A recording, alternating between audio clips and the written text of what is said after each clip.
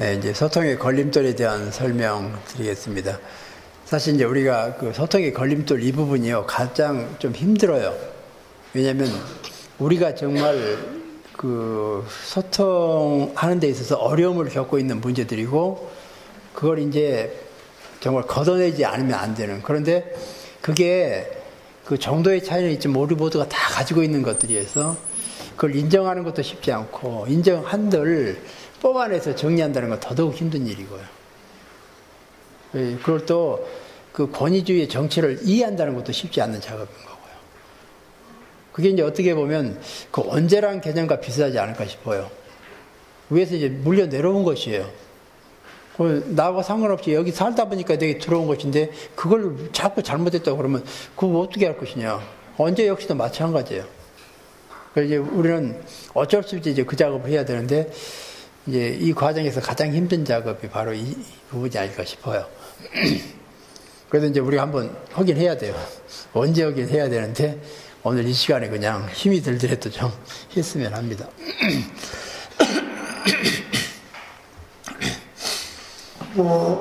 이제 권위주의 할 때요, 권위주의하고 권위는 달라요. 문제는 권위주의가 문제지 권위가 문제는 아니라 그 말이죠. 그래서 이제 권위주의하고 권위, 그 차이를 이제 알아야 됩니다. 그래서 이제 그 차이를 우선 이제 설명을 드려야 되겠죠. 이제 우리 인간은요, 이제 태어나게 됩니다. 이제 태어나게 되면은 그 태어남의 의미 자체는 기존에 이렇게 형성된 관계망이 있어요. 시질을 알줄로 그물처럼 형성된 관계망이 있네요.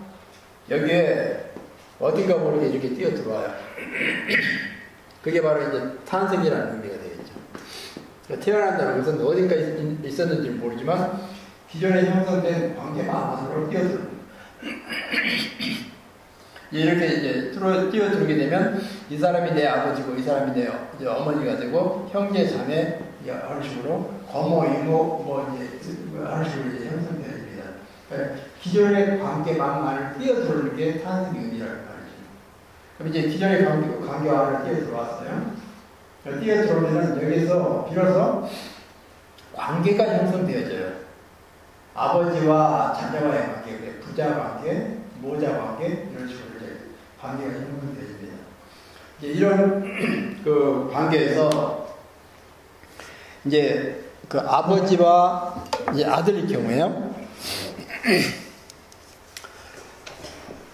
이제 아버지와 아들일 경우에 아들이 태어남으로 해서 이제 아버지가 되고, 또 이제 그 관계가 형성돼서 부자 관계가 나옵니다. 이제 이럴 경우에요. 이제 그 관계 우선권이 어느 쪽에 있을까요? 아버지와 그 아들 사이에? 예, 당연히 아버지 쪽에 있겠죠. 그런데 그게 권위주의적인 발상이라 그 말이죠. 관계는 상호 동시적입니다. 아들이 없으면 아버지 될 수 없고, 아버지 없으면 아들이 될 수 없어요. 권위주의라는 것은 아버지 때문에 네가 있지라고 하는 그 생각이 권위주의라고 말이죠. 그런데 관계는 상호 동시적이에요. 아들이 없으면 아버지 될 수 없고, 아버지 없으면 아들이 될 수 없어요. 모든 관계는 상호 동시적입니다. 어느 쪽에 비중을 많이 두는 그 생각 자체가 권위주의라는 거죠. 그런데 우리는 그래 왔어요. 그렇게 배워왔어요. 그런데 그게 관계는 그게 아니라 그 말이죠. 그래서 우리는 그 부분에 있어서 이제 그 어린애가 태어났을 때 그 어린애가 나를 아버지 만들어준 것에 대해서 정말 감사하지 않으면 안 돼요. 그래서 그 갓 태어난 피덩어리 어린이한테 큰절하면서 네가 태어나서 내가 아버지였다, 감사하다, 고맙다라고 얘기해야 되는데 그러냐 그 말이죠. 나 때문에 네가 태어났지 않을지 그래요? 그래서 벌써 관계 자체가 왜곡되기 시작되어져요. 그래서 우리는 항상 이런 관계가 상호 동시적인데, 이러한 상호 동시적인 관계를 통해서 이 관계는 모든 관계에서 마찬가지지만 그 관계는 역할 개념이 주어집니다. 그래서 관계는 관계로 끝나는 게 아니라 어떤 관계가 됐든지 간에 부자 관계에 있어서는 아버지는 아버지 역할이 주어지고 아들에게는 아들로서의 역할이 주어집니다. 그러니까 모든 관계는 역할 개념과 연결되어진다는 거죠. 이제 이러한 그 역할 개념이 주어지는데, 이런 역할 개념이 이제 우리가 아버지가 됐습니다. 그러니까 아들이 태어나서, 자녀가 태어나서 아버지가 되었는데, 이때 그 아버지가 아버지로서 역할을 잘하느냐 하는 것은 별개의 문제라 그 말이죠. 우리나라에 있어서요, 아버지는 많은데 아버지답지 못한 아버지가 상당수에 있는 것은 역할 개념이 제대로 안 돼서 그런다는 거죠. 그러니까 우리는 이제 관계 개념과 권위 개념, 이게 어떻게 해서 연결되어지냐면, 관계 안은 어떤 식으로든지 역할 개념이 주어진다는 사실이요. 그런데 이 주어진 역할 개념을 잘 하느냐의 여부에 따라서 권위가 주어지고 권위가 주어지지 않는다 그 말이죠. 그래서 이제 자기에게 주어진 역할 개념을 잘 해낼 때 상대에 의해서 권위가 주어지는 것이지 권위는 내세우는 게 아니에요. 아버지가 아버지로서 주어진 역할을 잘할 뿐입니다. 그러면 그 자녀인 아들이 우리 아버지 최고야 할 때 그 순간 아들에게 의해서 아버지가 아버지로서 권위가 주어지게 됩니다. 그런데 아버지가 아버지 역할을 제대로 못해요. 그러면서 너 아버지한테 그런 식으로 해서 안 돼 하면서 그냥 혼내키울 때 아들이 볼 때는 우리 아버지 안 돼 그러면서 고개를 흔들어요. 그 앞에서는 그냥 주눅 들어서 말 못하지만 돌아서서는 친구들끼리는 우리 아버지 안 돼 그냥. 이때 벌써 그건 아버지 역할을 못하면서 아버지 대접을 받으려고 하는 그게 권위주의의 실체라고 말이죠. 그러니까 권위주의는 말 그대로 덜 떨어진 미성숙한 그 상태에 머물러 버린, 그러면서 대접받으려고 하는, 그걸로 이제 우리가 정리할 수 있게 돼요. 그런데 모든 그 관계에서는 역할 개념을 원합니다. 우리가 살아가는 데 있어서 수많은 관계가 형성되어져요. 이제 수녀님들은 지금 이 자리에 앉아 계시지만 이제 또 이제 임지에 가면은 또 수녀님들이 주어진 역할이 있고 관계가 있습니다. 그런 그 관계 안에서 주어진 역할들이 각양각색 달라요. 그러면 그러한 관계 안에서 주어지는 역할은 다른 관계에서 주어지는 역할과는 달라요. 그러니까 우리는 어떤 관계든지 역할 개념이 주어지고 그 주어진 관계 안에서 주어진 역할 개념을 잘할 때 나와 관계를 맺고 있는 상대에 의해서 정말 누구 최고다 그 인정받을 때 비로소 권위가 주어지는 거지, 권위는 내세우는 게 아니라 그 말이죠. 자기의 주어진 역할을 제대로 못하면서 그 권위를 내세우려고 할 때는 권위주의가 되어진다는 거죠. 그런데 아버지 역할은 못하면서요, 회사 사장으로서 돈 잘 벌 수 있고 그래요. 그러니까 뭐 기업이라든지 이런 뭐 정치 뭐 이런 저런 걸로 해서 아주 잘 나가는 사람이요. 이제 그 사람은 그 역할은 잘할지 모르지만 집에 와서 아버지 역할하는 것은 또 달라요. 그러니까 하나 잘한다고 해서 다른 건 잘할 수 있다는 거, 자동적으로 잘하는 건 아무것도 있을 수가 없어요. 별개의 것입니다. 그러니까 아버지 역할은 따로 배우지 않으면 안 돼요. 결혼하면은 당연히 아내와 남편이라는 역할이 주어집니다. 남자에게는 남편이라는 역할, 아내에게는 아내의 역할이 주어져요. 그러면 결혼과 동시에 남편 되고 아내 되지만 이 주어진 역할을 자동적으로 잘한다는 것은 보장이 없어요. 노력해야 돼요. 끊임없이 관계를 통해서요. 다른 데서 노력하는 게 아니라 다른 데서는 이론적인 걸 좀 배울 수는 있겠지만 실질적인 것은 두 사람 관계 안에서 서로 부대끼면서 배워나가지 않으면 안 돼요. 그러면서 남편 다워지고 아내 다워져요. 그리고 그런 식으로 결혼 생활을 10년, 20년 하다 보면 서로가 닮아가요. 왠지 모르게 닮았네요 라고 그래요. 왜요? 서로가 그렇게 부대끼며 살다 보니까 그렇게 성숙하게 된 겁니다. 그 결과가 그 부부들의 그 모습을 만들어내는 거예요. 따로 떨어져서는 그런 분위기 결코 만들지 못했을 뻔했어요. 그러면 이렇게 남편 되고 아내 되는 이런 과정 속에서 주어진 역할을 잘할 때 아내가 남편에게 우리 남편 최고야, 남편에서 권위가 주어지는 겁니다. 그런데 남편 역할을 못하면서 남들에게는 그렇게 잘해요. 그런데 아내에게는 못하는 경우가 있죠. 그러면서 대접만 받으려고 할 때는 권위주의가 되어지는 거죠. 그럴 때는요, 하여간 그 함께 있는 자체가 지옥이에요. 그래가지고 남들은 이해를 못합니다. 아이고 그렇게 좋은 사람인데 왜 그 남편을 그렇게 생각해? 하는 식으로. 그런데 자기에게는 그런 사람이 아니에요. 그러니까 자기에게는 정말 악일 수가 있는 거죠. 그렇게 정말 다른 역할은 잘할지 모르지만 나와의 관계 속에서 남편 역할을 못하고 아내 역할을 못한다 그러면 이 둘 사이는 불행해질 수밖에 없어요. 그래서 권위주의와 권위라고 하는 것은 각각의 관계 안에서 주어진 역할을 잘하려고 노력할 때 상대에 의해서 주어지는 게 권위고, 역할을 잘하지도 못하면서 대접받으려고 할 때는 권위주의가 되어진다는, 그걸로 요약해 볼 수 있겠죠. 그래서 우리는 이제 권위주의를 얘기할 때 항상 권위주의라고 하는 것은, 권위라고 하는 단어는 이제 홀로 쓰이는 게 아니고요, 무엇으로서의 권위예요. 그러니까 교사로서의 권위, 아버지로서의 권위, 정치가로서의 권위, 이런 식으로 얘기하게 됩니다. 이때로서 그러면 노서가 자격격 조사예요. 그 자격격이라는 것은 아버지 자격이 있는가 여부를 따지는 거예요. 그리고 정치가로서의 자격이 있는가 여부를 따지는 거고, 그럴 때 권위가 주어지는 거지.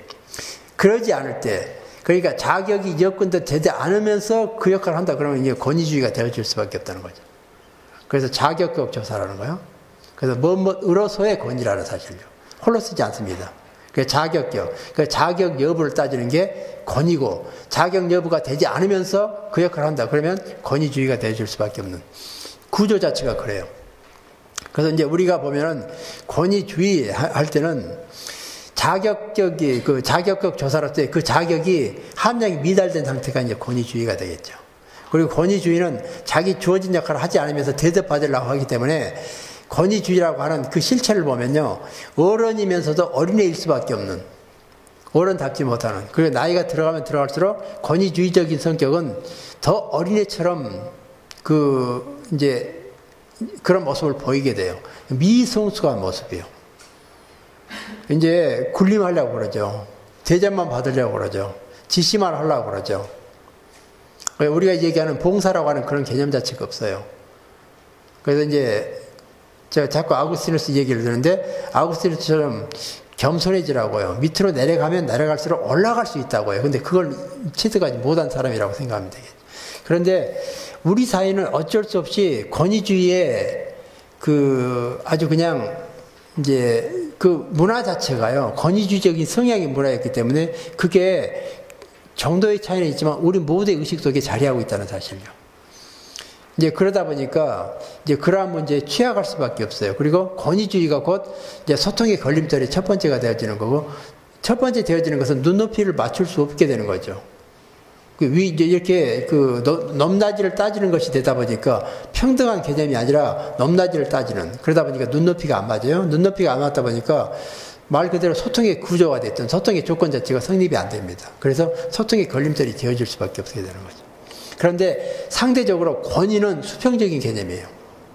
이건 수직적 개념이 아니라 수평적인 개념이에요. 예, 이 수평적인 개념인 권위에서는 상대의 눈높이가 맞춰져요. 그렇기 때문에 이제 권위와 권위주의는 질적으로 다르다는 사실이에요. 그러면 이제 이런 경우가 있어요.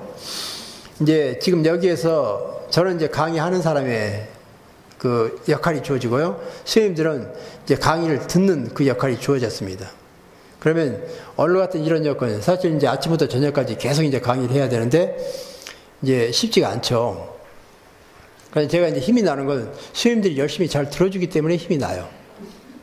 그런데 지금 제가 뭔가를 열심히 하려고 그러는데 수행님들이 졸고 있고 아니면 딴전 피고 있고 별로 흥미를 느끼지 않는다 그러면 힘이 안 나죠. 힘이 날 수가 없죠.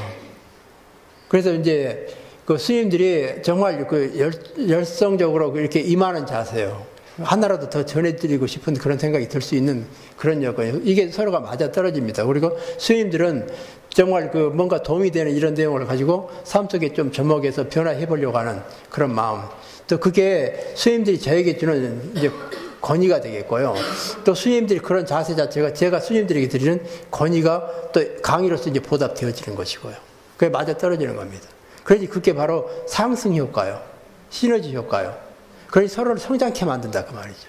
권위주의는 성장이 없어요. 서로를 짓누르는 거예요. 어떤 식으로 억압시켜요. 그래서 서로를 불행하게 만드는 게 권위주의예요. 소통이 못할 뻔해요. 소통은 둘째 치고라도 일단 서로를 짓눌러요. 얼마나 힘들게 만드는지 몰라요. 그러니 권위주의요. 권위주의는 소통의 걸림돌뿐만 아니라 그 폐해가 한두 가지가 아니라는 사실이에요. 이제 그 내용을 우리가 한번 이제 정리를 해보도록 하죠. 인간관계 의식 구조를 통해서 보면은요, 인간관계는 관계를 맺는 사람의 의식 구조에 따라서 달라집니다. 수직적 의식이 강한 사람은 제왕적 방법으로 정석 지배적 인간관계를 맺고, 그러한 방법으로 가정과 조직을 이끌게 됩니다. 바로 이제 이러한 사람들이 권위주의적 성격의 사람들이 돼요. 그리고 수평적 의식이 강한 사람은 동반자적 인간관계를 맺고, 그러한 방법으로 가정과 조직을 이끌게 됩니다. 그게 이제 권위와 권위주의의 이제 차이가 되겠죠. 이제 수직적 의식을 이제 좀 더 구체적으로 설명합니다. 이제 수직적 의식은 연장자 중시해서 나이가 아주 중요한 척도가 돼요. 근데 이러한 그 나이를 척도로 따지는 건 어른뿐만 아니라 어린애들도 그래요. 너 몇 살이야 물어봐요. 너 나 형이라고 그래. 너 이제 말 논다. 그런 식으로요. 그리고 이제 그 서로가 처음 만나가지고 말을 올리고 어쩌고 하는데 자꾸 이제 이제 나이라 이런 저런 걸 통해 가지고 가까워지면 이제 이렇게 넘다지를 따져서 이제 뭔가 위계 질서를 정하게 되죠. 그게 우리 머릿속에 남아있어요. 의식 속에요. 수직적 의식이 여전히 작동되어져요. 자유롭지가 않습니다. 그러니까 나이가 아직도 우리 사이에서는 아주 큰 그 척도의 역할을 한다는 사실요. 그 다음에 직급에 따른 별도의 호칭이 사용되어집니다. 호칭이 얼마나 중요한지 몰라요.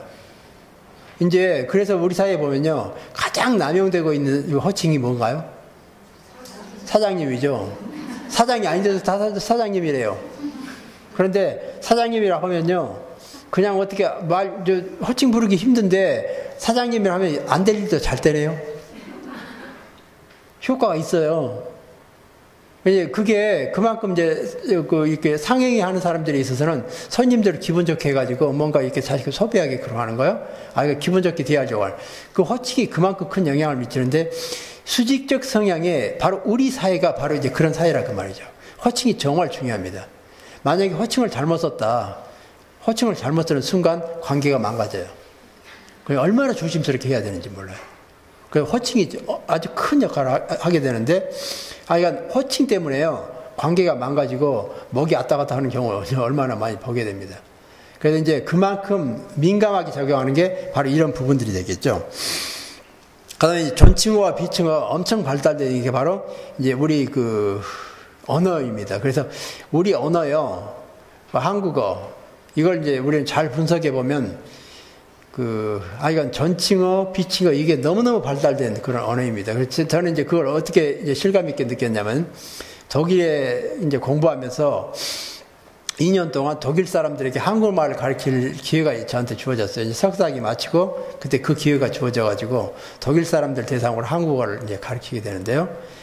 우리말이 독일 사람들이 처음 배울 때는요, 너무너무 놀라울 정도로 배우기 쉽고 논리적이고 철학적이고, 하여간 이제 모든 면에서요. 이제 특히나 모음 자음 이런 체계, 그리고 모음 자음 체계가 아주 그냥 철학적인 그런 의미가 기호 하나에 다 있는 거고요. 이 두 개를 조합하면 발음 못할 게 하나도 없을 정도로 모든 발음을 다 이제 가능하게 만듭니다. 그리고 우리 문법 체계를 보면요, 깜짝 놀라는 게 독일말에서는요, 명사라고 하는 명사에 성이 붙어요. 그러면 어떤 명사가 됐든 여성, 남성, 중성 중에 하나가 돼야 돼요. 명사마다 이 성을 외워야 되는데 그게 말이 되냐고요. 보세요. 해 그러면요, 여성 디존네 그래가지고 여성이 돼야 돼요. 대는 다른 남성이 돼서 대한 몬테에서 남성이 돼야 되고요. 그리고 소녀 그러면 여성이죠. 그런데 소녀를 여성이라고 않고 분명히 여성인데도 중성으로 해서 다스 매친이라고 그래요. 그 성에 맞춰서 관사 변화, 형용사 변화가 달라져요. 또 명사도 뒤에서 어미가 변하네요. 그리고 동사도 1인칭에서 변하고 2인칭, 3인칭에서 또 동사가 변해요. 그러니 이 변화까지 다 해가지고 완벽한 한 문장을 만들려고 그러면 머리가 쪼개지네요. 그리고 남들이 웃고 어쩌고 하는데 한마디 하려고 그러면 상황이 다 지나가 버렸어요. 그렇게 생각하다가. 그게 얼마나 힘든지요. 그런데 우리말은 어떤가요? 아니, 명사 성 없어요, 그냥. 그리고 명사 변화도 없죠. 관사도 없네요, 그냥. 그리고 형용사 변화 자체도 없고요. 그러니 얼마나 편한가요? 변화 여기다 안 해도 돼요. 그냥 우리는 그 대신 뭐가 있냐? 조사가 있어요. 나는 해서, 나는 하면 그 이제 주격 조사가 돼요. 그래서 주어가 됩니다. 나는 변할 필요가 없어요. 그럼 나는, 그러면 이격이 되려면 나의 그러면 그 소유격이 되네요. 나에게 그러면 상격이 되고요. 나를 그러면 뒤에 조사만 바꿔주면 아주 변화 없이도 그냥 전부 다 바꿔줘요. 그걸 설명해 주면요. 기가 막히다고 그래요. 이렇게 쉽게 이런 문법 구조가 있냐고요. 그걸 또 어느 한 사람이 만들었다고 그러니까 깜짝 놀래요. 그래서 하여간 우리말에 대한 그 우수성, 그걸 그렇게 가르치면서 이제 너무나 이제 피곤을 느꼈어요. 그런데 그분들이 어려워하는 게 있어요. 그게 존칭어예요. 존칭어는 너무너무 힘들대요. 그래서 상대적으로 보면 그 언어가, 그 사람들 쓰는 언어는 수평적인 언어라는 사실이에요. 그래서 너와 나의 이런 언어인데 우리는 존칭어를 통해서 낮이가 있는 이런 언어예요. 그래서 언어를 보면 그 나라의 정신이요, 그리고 의식 구조요, 전통이요, 문화, 이 모든 게 다 녹아있는 게 언어입니다. 그게 단순하게 의사소통의 전달, 이거 하나만 하는 게 언어가 아니라는 사실이요.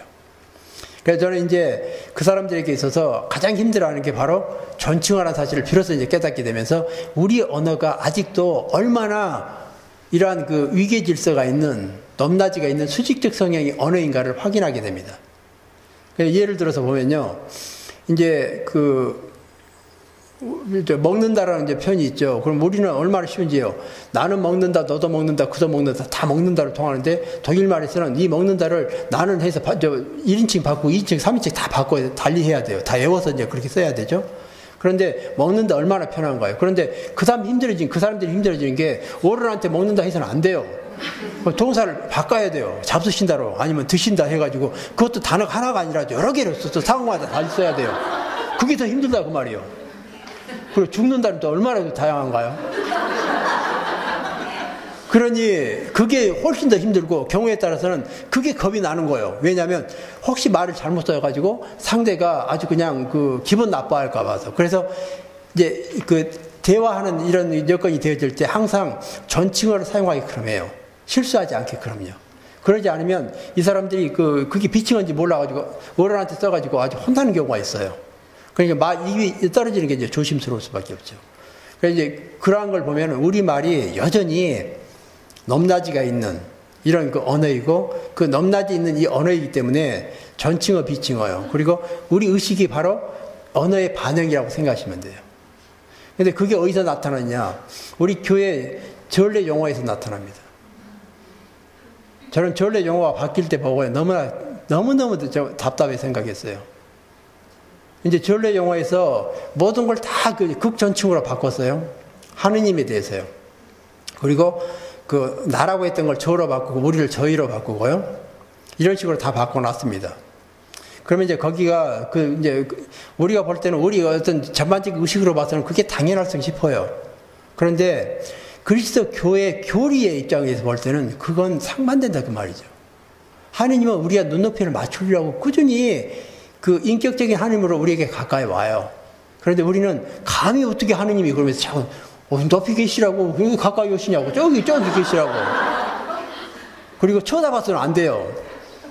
그것도 불경죄예요. 그래서 나라고 하는 말도 쓰지 못하고 저 그러면서 땅속에 파고 들어가서 이렇게 주사하면 그 모습이 바로 우리 전래 용어 아닌가요? 저는 그걸 보고 너무너무 답답한 게요. 그게 바로 우리 교회의 수준이구나. 그게 우리가 그리스도 교회 교리를 애국되게 받아들일 수밖에 없는 구조구나. 그러니 교회 내에 권위주의가 여전히 남아있어요. 그게 소통의 걸림돌이에요. 정말 우리가 그리스도 교가 진정으로 뭔가 이거 환골 탈퇴하는 그런 어떤 그 작업을 하기 위해서는 이제 전래 용어의 그런 변화도 이제 생각해 보지 않으면 안 될 것 같아요. 그래서 제가 생각할 때는요, 과거 우리가 썼던 그 전래 용어를 지금 써야 되고, 지금 쓰는 걸 그때 썼어야 돼요. 시대착오적이에요. 보세요. 정말 시대착오적이에요. 과거 전래 용어가 수평적인 언어였어요. 바로 그게 우리 그리스도 교회 교리하고 너무나 적합한 그런 언어였다는 거죠. 그래서 우리는 그 언어 부분에 있어서도 이제 전래 용어예요. 그러니까 이제 어느 권위주의적인 냄새가 얼마나 많이 풍기는지요.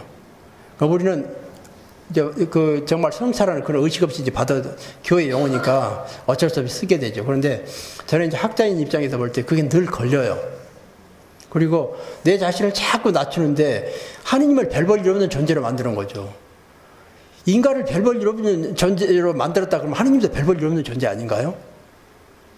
왜 우리 스스로를 우리가 별 볼 일 없는 존재로 만들어요? 하느님이 우리를 만들었으면 우리가 얼마나 정말 값진 존재, 훌륭한 존재, 소중한 존재인데요. 그 스스로가 자신을 폄하시키는 게 바로 우리 문화권이에요. 그게 이제 권위주의의 한 단면이 된다는 거죠.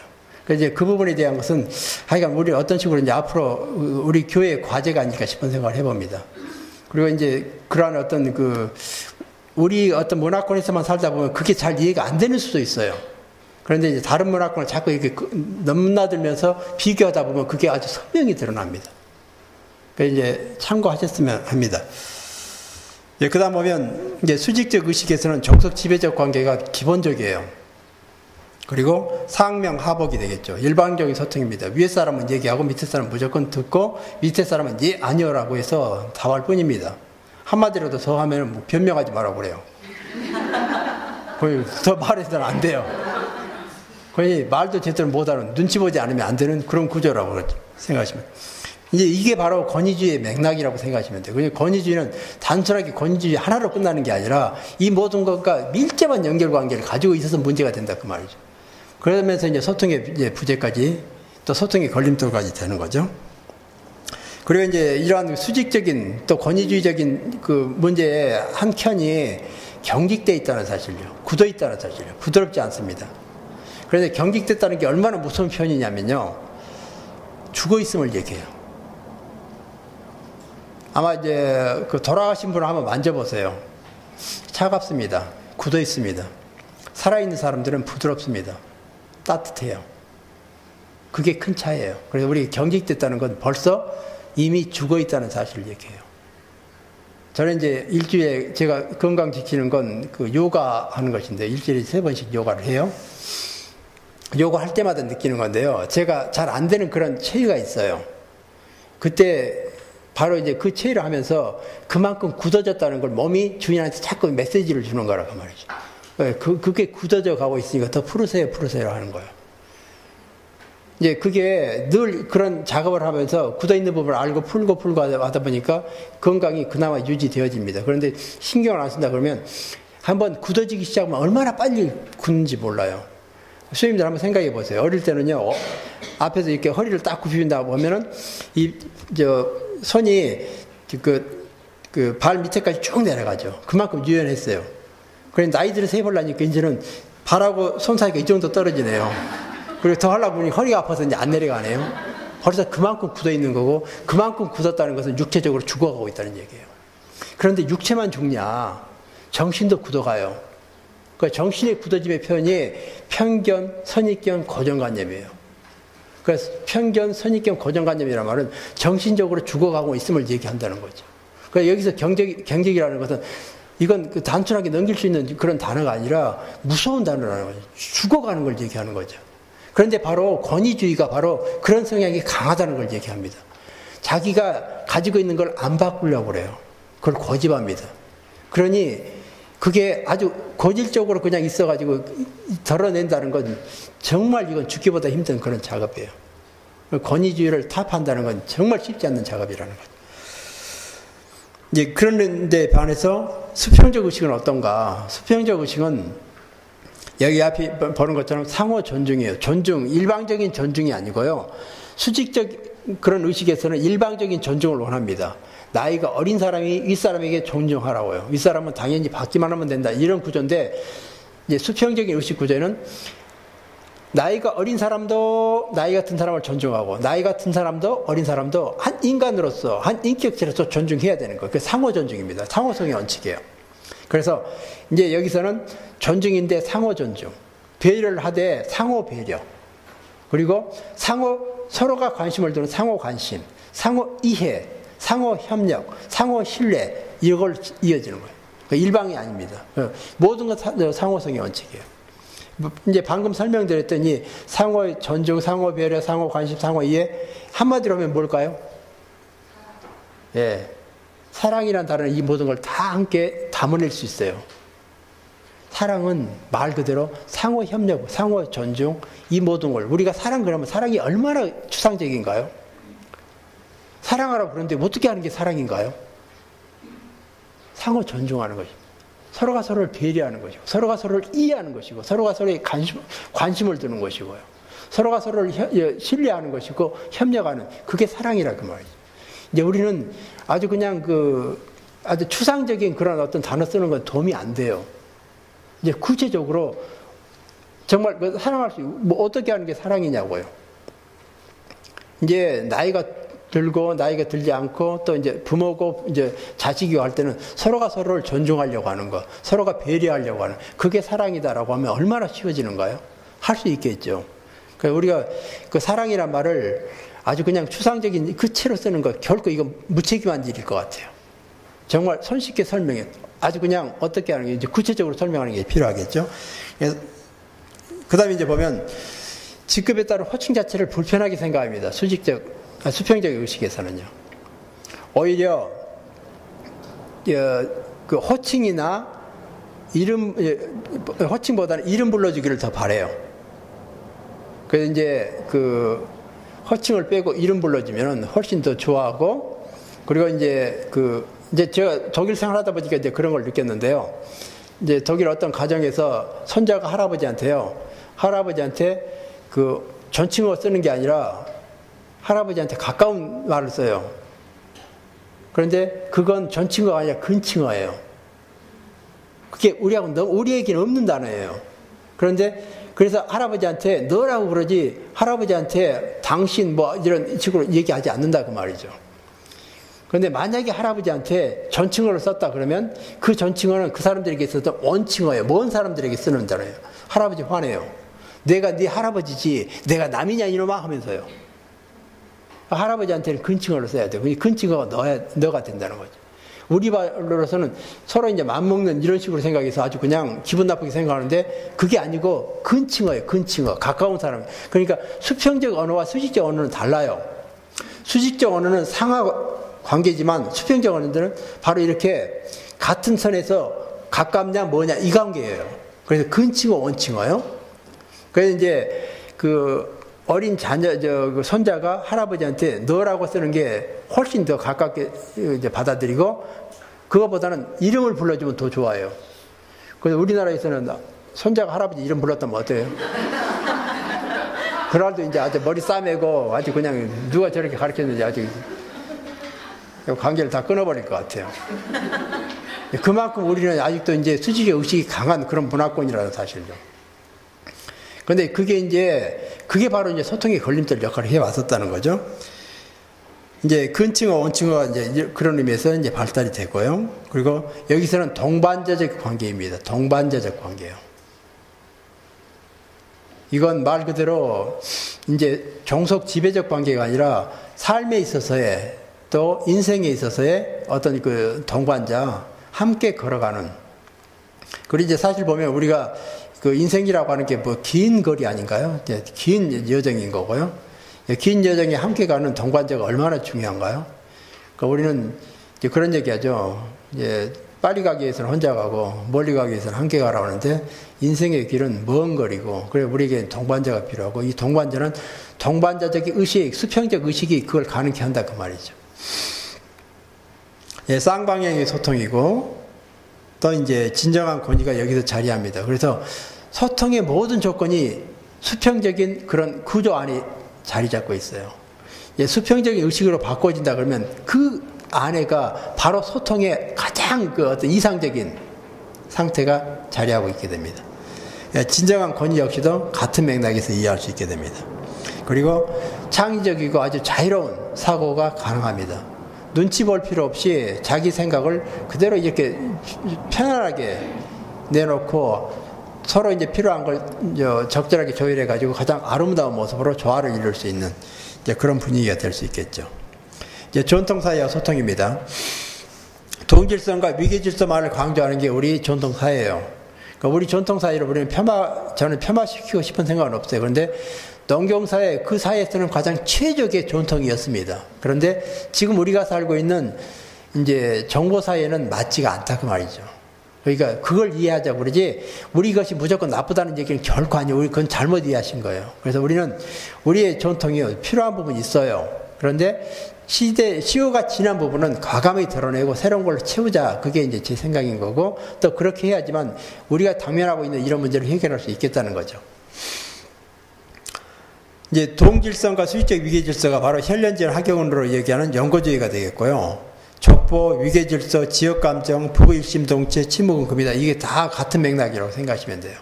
그러니까 부부 일심동체란 말 많이 들어보셨죠. 저는 이제 부부 대상으로 이렇게 강의하면서요. 부부가 일심동체라고 하는데 결혼 생활 하시면서 한순간이라도 일심동체인 걸 느껴보셨어요? 그러면 한 사람도 없대요. 거짓말 중에 거짓말이 맞아요. 부부 일심동체예요. 이게 다른 아주 정확한 표현은요. 부부는 이심이체일 때 건강한 거예요. 일심동체는 거짓말입니다. 거짓말 중에 거짓말이에요. 그게 결혼 생활의 최종 목표가 될 수 있을지언정 현실 생활에서는 불가능하다는 사실. 그런데 우리는 그걸 강요했어요. 그러니 결혼 생활이 문제가 생길 수밖에 없죠. 부부는 일심동체면 결코 건강할 수가 없어요. 이심일체일 때요. 그리고 이심이체임을 전제하고 출발해서 끊임없이 서로 맞추는 작업을 할 때 부부는 성장합니다. 서로 닮아가요. 그리고 이제 서로 편안해지면서 정말 함께 하는데 정말 함께 있는 그 자체가 뭐 말이 필요 없이 그냥 있는 그 자체만 가지고도 힘이 되어지는 게 바로 이제 부부관계가 돼야 돼요. 그런데 이제 그러지 못할 때는 요즘 보면 항원이혼 얼마나 급속히 증가하고 있는지 몰라요. 나는 괜찮겠지 그런데요. 천만의 말씀이에요. 어느 누구도 안심할 수 없는 게 이제 결혼 생활이고 부부 생활입니다. 그래서 제가 항상 얘기하는 게 가능하면 젊었을 때 이런 가정교육, 부부교육을 통해서 준비 작업하시라고요. 나이가 좀 들면 하지 그때 하면 이미 늦었어요. 그래서 저는 이제 그 이혼 위기에 있는 사람들, 특히나 합의 이혼을 하려고 그러면 숙려기간을 둬요. 애들이 있을 때 3개월의 숙려기간을 줍니다. 좀 더 생각해 보라고요. 그때 이제 상담을 받게끔 하는데, 그때 상담하러 이제 와서 그 사람들 이제 상담을 하다 보면요. 이미 금이 갈 대로 갔어요. 다시 봉합할 수 있는 가능성이 전혀 없어요. 그때 제가 도와줄 수 있는 것은 쿨하게 헤어지세요. 그게 잘못 헤어지면 칼부림 나요. 이건 쿨하게 헤어지를 못하는 거예요. 헤어지는 것도 기술인데 그거 안 되는 거예요. 그걸 도와주는 거, 그게 최선의 방법일 수밖에 없어요. 그리고 이해관계, 이런저런 양육권 아주 쿨하게 재산 같은 거 해서 서로가 다음에 만나면 그냥 그 잘 지내냐고 얘기할 수 있는 그런 관계로 만들어주는 게 더 훨씬 도움이 되는 거지. 그러지 않으면 앙금을 가지고 헤어졌다 그러면 어느 때 어떤 식으로 보복할지 몰라요. 위험합니다. 그래서 이제 그런데 항상 안타까운 게 있어요. 그 안타까운 것은 이 부부가 5년 전에만 왔더라면, 10년 전에만 왔더라면 행복하게 살 수 있을 뻔했다 싶은 생각을 하게 돼요. 근데 너무 늦었어요. 그러니까 이제 그런 교육이 얼마나 필요한지요. 침묵은 금이다. 이 역시도 마찬가지로 같은 내용이 되겠네요. 예, 소통의 문화가 결국은 이런 전통에서는 뿌리 내릴 수 없게 됩니다. 그래서 결국은 우리 전통, 우리 의식의 문제로 이제 귀결되어지는 거죠. 소통 부재의 문제가요. 그래서 이제 우리가 이제 이 다음 단계로 해야 되는 게 우리 의식의 문제를 가지고 이제 좀 구체적인 작업에 이제 들어가는 이제 그런 이제 필요성을 느끼게 하죠. 이제 그 다음 다름 틀림 이제 도식이 또 다른 이제 걸림돌이 되어집니다. 이제 다름 틀림 도식이요. 이제 우리는 아직도요, 우리 수준이 그래요. 다르다와 틀리다를 구별을 못하는 게 우리 수준이 아닐까 싶어요. 동영상 보실 때도 좀 관심 있게 보신 분은 다르다고 해야 할 그 표현을 틀리다고 하는 경우를 보게 돼요. 그런데 자막에는 다르다라고 나와요. 그런데 그게요, 많이 배웠다는 사람도 이게 잘 구별이 안 돼요. 그래서 우리는 다르다 틀리다는 분명 이건 별개의 것입니다. 다르다는 것은 말 그대로요, 서로가 이제 다름을 얘기하죠. 틀리다는 맞고 틀리다는 얘기하는 거고요. 그런데 이걸 우리는 이렇게 함께 써요. 그리고 다르다를 틀리다로 혼용하는 경우가 이제 훨씬 더 많고요.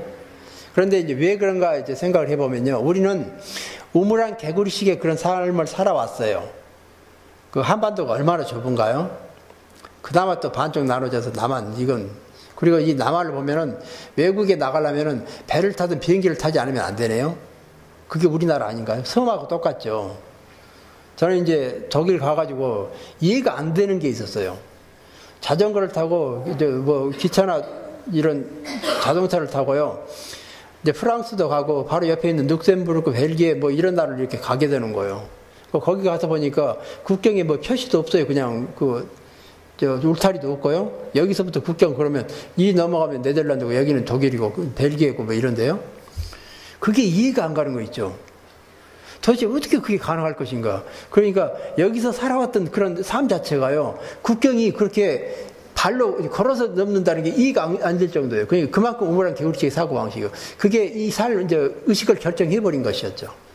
바로 이제 그러한 그 의식 속에 자리하고 있는 게 내 우물 안에 있는 것만 맞는 것이고 우물 안 밖에서는 틀렸다라고 생각을 그런 식의 어떤 그 이제 의식이 형성되어졌고 그리고 이 우물 안에 있는 것이 우물 안에 있는 판단 기준을 비춰가지고 뭔가 여기서 한 명이 미달되면 틀렸다고 얘기하는 거죠. 그러니까 다르다는 것을 우리는 배우지 못하고 바로 이렇게 우물안 개구리식의 이런 그 환경 속에 살아왔던 그 결과가 다름 틀림 이 도식을 낳게 되었다는 거죠. 그런데 이제 그 여러 민족이 다문화, 다인종 이렇게 어울려 사는 그런 데서는 그게 다르다는 게 너무나 선명히 구별되어져요. 그러다 보니까 틀리다가 아니라 다른 것이구나. 그리고 문화는 우열이 있는 게 아니라 다를 뿐이구나. 그걸 비로소 깨닫게 됩니다. 예를 들어서 아프리카의 온시인들이 아직도 그런 어떤 삶을 살고 있다 그러면 그 사람들에게는 세탁기가 필요한 게 아니에요. 그 사람들이 필요한 것은 그 사람들이 그 여건에 맞는 그게 필요한 거죠. 그러니까 그 사람들의 그 문화는 온시적인 게 아니라 그 사람들에게는 최고의 문화라고 말이죠. 그러니까 문화는 우열이 있는 게 아니라 다를 뿐이라는 그 개념을 우리는 이해를 못하고 살아왔어요. 그게 이제 다름 틀림 저식의 문제였다고 말이죠. 그만큼 우리가 의식에 이게 그 편향되어 있고 우물 안에 갖춰진 그래서 다름 틀림 저식이 낳게 되었다는 거죠. 그러니까 다름은 다름일 뿐 결코 틀림이 아니라는 사실요. 그러니까 이제 제가 사자와 소의 그 재밌는 얘기를 한번 여기다 올려놔왔습니다. 이제 사자와 소의 사랑 얘기인데요. 사자는 그 육식동물이죠. 그리고 소는 초식동물이고요. 성향이 너무너무 달라요. 네, 어느 날 소와 사자는 사랑에 빠지게 됐습니다. 둘은 너무나 사랑해서 결혼하게 됐고요. 참으로 이제 눈이 어두웠을 때는 이제 서로가 즐거웠죠. 그래서 참으로 즐거운 나날들이 이어졌습니다. 소는 맛있는 풀을 뜯어다가 자기가 하는 식대로 사자의 남편에게 주었습니다. 사자는 싫었지만 사랑하는 아내인 소가 주는 것이 뭐라 맛있게 먹었죠. 그리고 사자 역시 들에 나가 맛있는 고기를 자기 방식대로 잡아서 아내인 소에게 주었습니다. 소는 싫었지만 사랑하는 남편이 사자가 주는 것이기에 맛있게 먹었습니다. 근데 오래 가기는 힘들겠죠. 배탈 나겠죠. 그러다 보니까 그러던 어느 날 둘 사이에 갈등이 일어나기 시작했습니다. 소화가 안 되는데 어쩔 거예요. 이제 갈등이 생기죠. 소는 고기를 먹지 않았고 사자는 풀을 먹지 않았습니다. 서로가 사랑은 했지만 서로의 다르다는 것을 알지 못했습니다. 서로가 상대방을 생각은 했지만 상대가 필요라는 것은 주지는 못했습니다. 그게 다름 틀림 도식의 문제라는 거죠. 상대에 대한 배려가 없어요. 자기 기준으로 상대를 재단하게 됩니다. 그렇게 맞춰주길 바라요. 상대 역시도 마찬가지고요. 그러니 끊임없이 평형선이 그어지면서 소통 부재의 또 다른 원인이 되어진다는 거죠. 이제 우리는 여기에서 나만의 방식대로 일방적으로 주거나 사랑하고 있는 것은 아닌지요. 그게 이제 우리가 이제 다름 틀림 도식에서 이제 한번 이제 얻어야 할 이제 그런 교훈 부분이 되겠네요. 나만의 방식이 아닌 하여간 상대에게 필요한 걸 주고자 할 때 그게 이제 사랑이 되어진다는 거죠. 이제 저는 독일 가서 독일에서 이제 집사람 만나서 결혼했어요. 집사람은 이제 성악 전공을 했고요. 이제 거기서 집사람은 성악 전공했고 저는 이제 철학을 했고 하니까 성향이 다르죠. 이제 말 그대로 저는 이제 이성적인 그런 학문을 하다 보니까 거기에 이런 모든 게 다 이제 그런 식으로 이제 발달이 되어졌고 집사람 어릴 때부터 이제 음악을 하다 보니까 음악적인 감성 부분이 훨씬 더 발달되었고요. 그래서 이제 함께 결혼 생활을 통해서 부딪힐 때 그게 아주 선명히 아주 그냥 부딪혀요. 감성과 이성의 그런 부딪힘이요. 저는 항상요, 이렇게 있어야 할 것이 있어야 되고, 이렇게 있으면 이렇게 있어야 돼요. 이거 조금이라도 삐뚤어지면 그게 불편해요. 그러니까 이게 바로 해놓지 않으면 그게 항상 마음에 걸려요. 근데 집사람은 그게 왜 그러냐고. 그렇게 있을 수 있는 건데 왜 그러냐고. 그게 성향이 너무 다른 거예요. 그래서 이제 그런 부분이 이제 부딪히는데요. 이제 이런 경우요. 함께 드라마를 보죠. 이제 텔레비전 드라마를 보게 되면은 그 드라마 주인공이 이제 만약에 슬픈 그런 드라마여서 드라마 주인공이 울죠. 드라마 주인공이 우는 그 눈에서 나오는 그 눈물의 그 시간과 집사람 눈에 나오는 시간이 딱 같아요. 왜냐면 자기가 주인공이 돼서 보니까요. 그래서 저는 왜 울어야 되는가라고 보니까 이게 눈물이 안 나죠. 왜 울어야 되는가 하고요. 집사람은 왜 당신 안 우냐고. 내가 왜 울어야 되냐고. 그래서 이제 그 감성과 이성이 늘 부딪히는 게 살면서 이제 실감하게 된 거예요. 그런데 사람은 완벽할 수가 없어요. 저는 이제 집사람을 통해서 제가 부족한 감성적인 부분이 채워져요. 그러니까 집사람이요, 보면은 이제 어떤 성향이 있냐면, 저는 사람 사귀기가 힘들어요. 그런데 집사람은 한 5분만 됐으면 진도가 얼마나 나갔는지 몰라요. 어떤 사람이 됐든지 간에요. 그러니 제가 못하는 건 이제 아내를 통해서 저는 얻게 되고, 또 이제 그런 부분이 부족한 점을 제가 이제 채워주게 되고, 그러면서 서로가 혼자가 완벽한 인간 된다는 건 결국 쉽지 않습니다. 그런데 서로가 다른 성향의 사람들이 만나면은 그러한 부족한 점이 채워져서 함께 하면은 훨씬 완벽해져요. 그러다 보니까 이제 집사람이 이제 성악 레슨을 하고 하는데요. 거기에 철학적인 요소가 많이 들어가요. 그래서 사람들이 아주 그거 듣다 보면 명상도 하는 것 같고, 인문학 공부를 하는 것처럼 하면서, 이건 너무나 속속 들으면서 잘한다고요? 그렇게 얘기 들을 수 있는 정도로요. 저도 이제 함께 살다 보니까 눈물이 잘 나오는 이제 그런 사람을 봤거든요. 만약에 그런 사람을 만나지 않고 다른 사람을 만났으면은 어땠을까 싶은 생각이 들어요. 그래서 이제 우리는 그러한 그 만남을 통해서 비로소 다르다는 걸 인정하게 되어지고, 다름이 다른 게 아니라 내가 갖지 못한 게 다름이라는 사실을 깨닫게 됩니다. 그게 나에게 없는 것이에요. 나에게 너무나 귀중한 보배예요. 그런데 그걸 걸림돌로 생각하는 것은 너무나 유아적인 미성숙한 그런 그 생각이라는 거죠. 그걸 통해서 나를 더 부족한 부분을 채워가지고 완성에 이뤄야 되는데 그러지 못한 부분이요. 다름은 너무나 보배로운 귀중한 보물이라는 사실이죠. 그런데 우리는 그걸 틀렸다고 해서 발로 차버려요. 외면해버려요. 그러니 얼마나 중요한 보물을 발로 차고 있는가요? 그래서 저는 이제 그 경험 중에서 이제 그런 때가 있었어요. 예, 크리스마스가 이제 상당히 좀 오래됐는데요. 제가 이제 와가지고 얼마 안 돼서 이제 집을 지었거든요. 그래서 3층 집이 이제 3층으로 돼요. 집사람, 이제 1층 공간을 집사람이 사용할 수 있는 연주홀이고, 제 2층은 이제 연구소로 사용할 수 있는 공간이고, 3층은 안집이고요. 이제 옥상에는 이제 정원 만들어서 이제 해서 그런 식으로 이제 사용하려고 이제 일부러 지었어요. 근데 집사람이 그때 마침 이제 크리스마스 전인데 바쁜 일이 있어서 나가면서 그 연주홀 장식 좀 해달라고 그러대요. 그 반짝이 불 반짝반짝 하는 게 있죠. 이렇게 선 있는 거요. 갔다 오라고 시간 있으니까 해놓으란다고요. 그 창이 많이 있으니까요. 그 창 따라서 이제 스카치 테이프 붙여가지고 올라갔다 내려갔다 하면서 창에서 반듯하게 착착 딱 찍어서 올라갔다 내려가서 하면서 얼마나 힘들어요. 혼자 또 그것도 하는 것이요. 이제 집사람 갔다 오면 이제 수고했다고 얘기하겠지라고 했더니, 보더니 하는 얘기가요. 무엇을 저렇게 해놨냐고. 뭐가 어때서 그래요? 뭐가 이렇게 그냥 딱 맞춰서 이렇게 자로 된 듯이 이렇게 다 해놓냐고. 얼마나 답답해. 숨이 턱턱 막힌다고 그래요. 그게 얼마나 화가 나요, 그냥. 수고했다는 말은 않고 그냥 숨이 턱턱 막히면서. 그럼 어떻게 해야 되냐고 그랬더니, 가다가 이렇게도 돌아가고 이렇게도 하면 좋지 않냐고. 그냥 한번 해보라고. 중간에 뛰어가지고 이렇게 가다가 이렇게 돌리기도 하고요. 대충 해놓고 보니까 이제 아주 그냥 좋게 보여. 아이고, 좋네. 그리고 이제 한 2, 3년 후에 또 그렇게 해야 할 여건이 됐어요.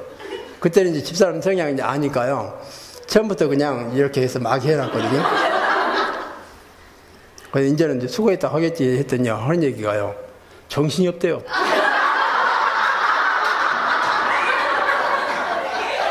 아니, 어떻게 맞추냐고요. 그게 인간관계예요. 그게 부부생활이고요.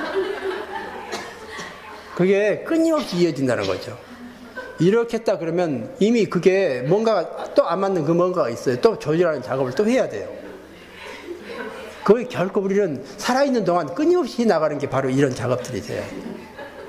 그래서 부부생활은 그게 더 이제 밀접하게 이제 그런 작업이 돼요. 그러다 보니까 이제 그런 작업을 더 하다 보면은 많은 면에서 이제 깎이고 채워지고 그러면서 서로가 닮아가겠죠. 이제 좀 싫다 하죠.